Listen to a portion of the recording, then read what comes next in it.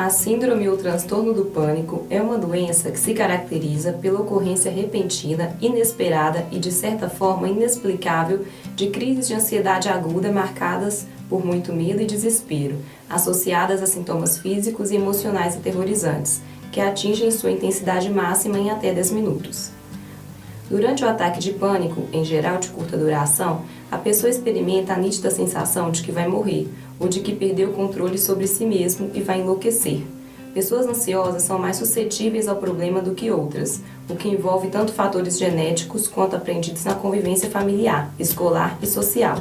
Entretanto, há muitas pessoas que desenvolvem este transtorno mesmo sem ter nenhum antecedente familiar.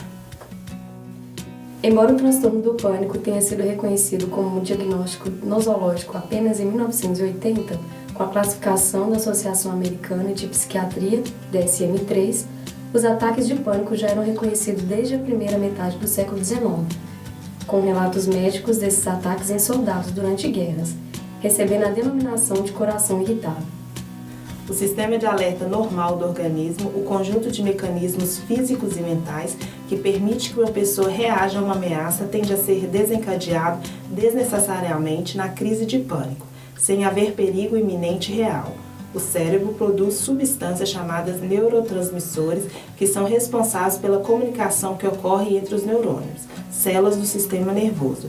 Essas comunicações formam mensagens que irão determinar a execução de todas as atividades físicas e mentais de nosso organismo.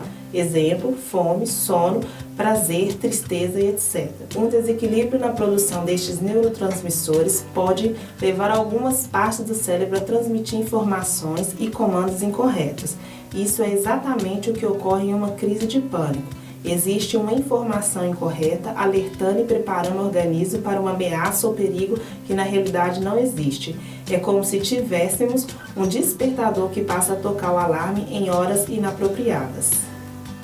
Estudos de neuroimagem estrutural mostram que pacientes com transtorno do pânico, comparados com controles saudáveis, apresentam alterações no volume de áreas corticais pré-frontais, cíngulo, amígdala, insíngula e mesencéfalo, que inclui a substância cinzenta paraquedutal.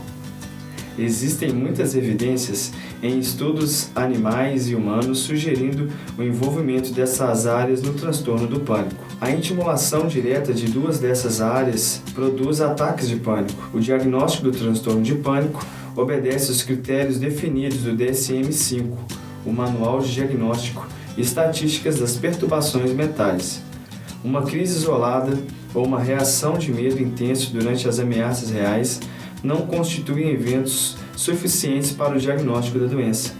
As crises precisam ser recorrentes e provocar modificações no comportamento que interferem negativamente no estilo de vida dos pacientes.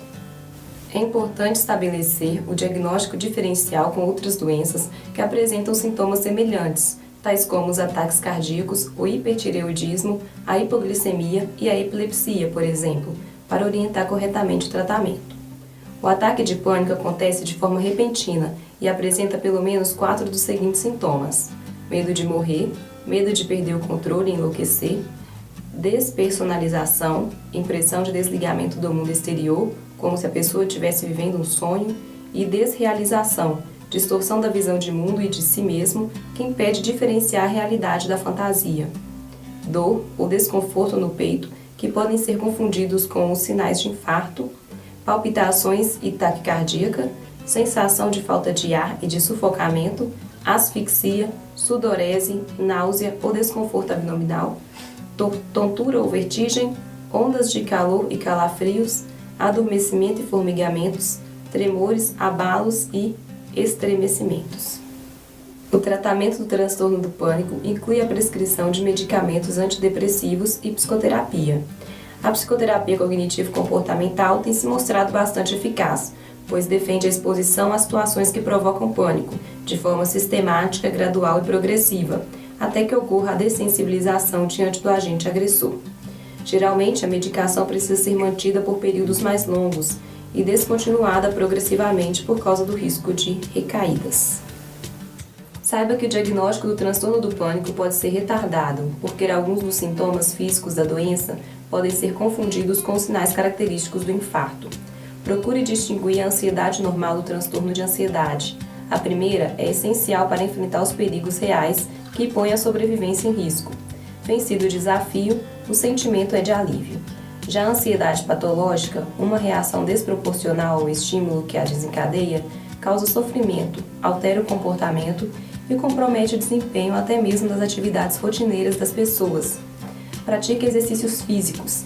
Eles provocam algumas sensações semelhantes às da síndrome do pânico, taquicardia, sudorese, num contexto agradável, que ajuda a identificá-las melhor. Não se automedique, nem recorra ao consumo do álcool ou de outras drogas para aliviar os sintomas do pânico. Agindo assim, em vez de resolver um problema, você estará criando outros. Procure assistência médica. O transtorno do pânico é uma doença como tantas outras. Quanto antes for diagnosticada, melhor será a resposta ao tratamento. Integrantes do grupo: Alexandra Indiane, Alisson Teixeira, Camila Camargos, Débora Mendes, Lorena Ribeiro, Lohane Ferreira, Mike Alexander, Natiele Dias, Rafaela Soares, Renata Dias.